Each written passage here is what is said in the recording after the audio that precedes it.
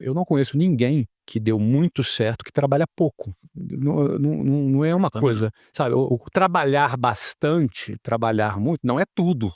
Se fosse tudo, todo mundo que trabalha muito Sim. teria prosperado. É. Mas todas as pessoas que eu conheço que construíram alguma coisa relevante, elas eram chegadas ao labor. Elas gostavam de trabalhar e, de preferência, elas se apaixonavam por aquilo que ela estava fazendo. Ela atribuía algum significado àquilo que ela estava fazendo, o que fazia com que ela fizesse aquilo por muitas horas por dia, repetidamente. Então, trabalhar bastante, ela não é assim a garantia do que você vai se prosperar e enriquecer. Mas todas as pessoas que eu conheço que começaram do zero, que construíram o seu negócio, trabalhavam bastante. Então, acho que esse é um ponto. Um outro ponto que eu vejo é alguém que não seguiu o padrão. Porque o padrão, se você for pegar ali a lista de todo mundo que enriqueceu, você vai ver que a maioria são empreendedores, depois você vai para atletas, depois você vai para artistas. Raramente, é um percentual muito pequeno, que são aqueles caras que chegam no topo da cadeia corporativa e enriquecem como executivos. Esses são uma minoria. Agora, o restante da pirâmide não vai enriquecer. Então, se a gente tem todo um modelo tradicional, um modelo de ensino tradicional, todo um status quo da sociedade que te conduz ou a ser um funcionário público ou a ser um funcionário CLT, ou seja, o cara que conseguiu se desgarrar desta linha de montagem e teve a coragem de, cara, sei lá, ser um atleta, porque o cara, para ser atleta, tem que ter coragem. Sim. Durante um bom tempo, um atleta e um artista convive com olhares atravessados, convive com olhares desconfiados de como quem pensa que ele é um vagabundo, você entendeu? E ele tem que ter uma convicção muito grande durante um período para conseguir atravessar esse processo, até ele começar a ter um resultado e ser reconhecido. Então, e muitos não conseguem ser reconhecidos nunca, jamais.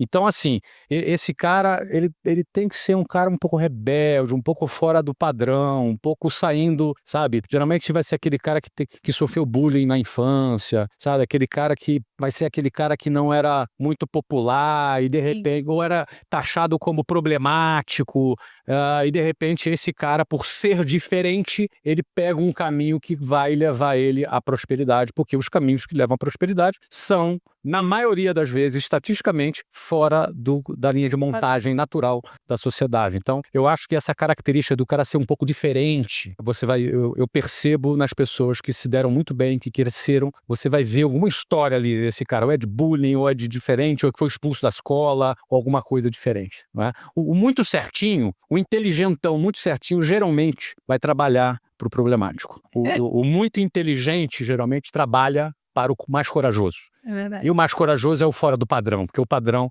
é diferente. Então, eu também citaria essa característica aí que tem. Outra coisa é o cara um pouco obcecado. Todo cara que deu certo, ele é um cara meio obcecado, entendeu? É uma palavra negativa, obcecado, parece uma coisa... pode não ser saudável em alguns momentos, não é? Mas ele é um cara que não tira as coisas facilmente da cabeça. Ele é meio obcecado com aquilo. Ele acorda pensando naquilo, ele dorme pensando. São características que me vieram à mente agora de pessoas que eu conheço que deram certo. Você percebe essas características em comum. O que me veio aqui é que o cara que fica milionário, a mulher que fica milionária, ele é como um carro que é abastecido com combustível diferente. Então, assim, o combustível de quem fica milionário é diferente. É a mesma pessoa, mas ele é abastecido com combustível diferente. E eu acho que quem fica milionário no Brasil é alguém que é abastecido com ódio, raiva ou uma obsessão e muito tesão, assim, por alguma coisa. Eu acho que essa pessoa fica rica. As outras pessoas, na minha opinião, elas têm muito mais dificuldade de atingir algum resultado muito diferente. Por quê? Porque se a gente for olhar sob a ótica de uma pirâmide financeira no Brasil ou no mundo, você sempre vai ver que no topo da pirâmide você tem poucas pessoas muito ricas e você tem uma base da pirâmide com muita gente que não tem um grande patrimônio. O que a gente enxerga numa pirâmide dessa? A gente vê que a minoria vai chegar num grande resultado,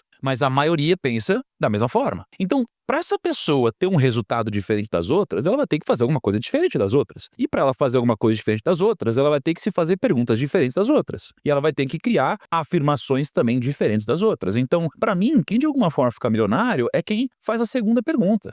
A primeira pergunta é a que todo mundo faz. Agora, a segunda pergunta é a que pouca gente faz. Então, a segunda pergunta seria esse segundo grau de pensamento, mas talvez de uma forma menos filosófica e muito mais instintiva. Porque quando o Flávio falou do cara que sofre bullying ou tem algum pensamento diferente, eu também, as pessoas que eu conheço que são ricas, elas têm um probleminha, cara. Elas têm alguma coisinha diferente. Ela se veste diferente, ela pensa diferente, ela fala diferente, ela tem trejeitos diferentes e ela tem uma visão não convencional do mundo. Eu vejo que a gente começa, talvez na vida, tendo uma responsabilidade, uma obrigação de trabalhar muito mais em horas do que no futuro. Por quê? Porque no futuro, se você for olhar para uma pessoa como um Flávio, que gerencia sei lá quantos milhares de colaboradores, uma decisão dele impacta de uma forma muito profunda a corporação dele. Então, uma decisão bem tomada tem muita escala. No passado, talvez a força abraçal, a repetição da quantidade de tentativas, de execuções, de vendas, era muito mais relevante do que algo muito estratégico. Então, no começo, a gente precisa de muito mais horas de execução e trabalho duro, e no futuro, a gente precisa de muito mais trabalho intelectual, que escala muito mais. Então, no final das contas, é trabalho igual cavalo. Para você ter sucesso, você vai ter que provocar algum desequilíbrio para que você alcance alguma coisa. Porque no equilíbrio, na boa, tu não vai conseguir, não. Então vai ter que ser uma superação, vai ter que ser um trabalho extra, vai ter que ser uma ideia genial que tu teve às 3 horas da manhã, vai ter que ser, sabe, um insight que você teve com a tua equipe, a equipe unida trabalhar. Ou seja, você precisa provocar um desequilíbrio na tua vida para alcançar alguma coisa. Você gastar 4 horas e meia no trânsito é um desequilíbrio. Isso desmonta muito, isso que o Thiago está defendendo, eu concordo com ele, desmonta muito esse mundo ideal do equilíbrio, que pode, inclusive, frustrar quem assiste isso, porque, cara, é inatingível.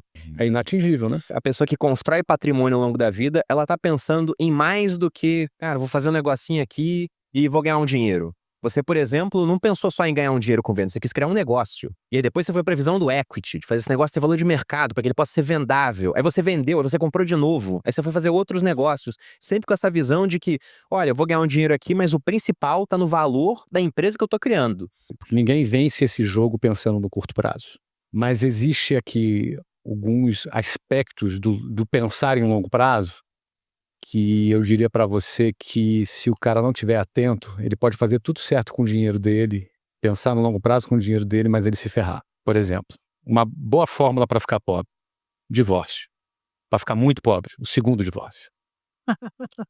Então, um jogo de longo prazo é um jogo de quem não negligencia o casamento dele. Se ele decidiu se casar, se ele resolveu se casar, o cara pode ter decidido não se casar, mas se ele resolveu se casar, um sacrifício que ele não deve fazer é na família dele. Se ele sacrificar a família dele por causa do dinheiro, ele vai ficar sem família e sem dinheiro. Vai ficar sem os dois. Então eu penso que dando um exemplo aqui, alguns aspectos que não são só apenas o financeiro, como o Thiago fala muito, o risco da ruína, por exemplo. Hoje em dia a gente está com aquela febre das bets, né, das apostas. Sim. O que eu recebo de mensagem de mulheres desesperadas falando que o marido está devendo para agiota por causa de aposta é imenso. Toda caixinha que eu abro tem alguma coisa, alguém se lamentando muito, o que fazer agora que eu estou devendo tanto, etc e tal. Se o cara vai para o caminho da aposta, cara, não basta o cara ser brilhante, para ganhar dinheiro e ser um bom gestor do dinheiro dele, se do outro lado ele vai cair no vício, ele vai cair na droga, ele vai cair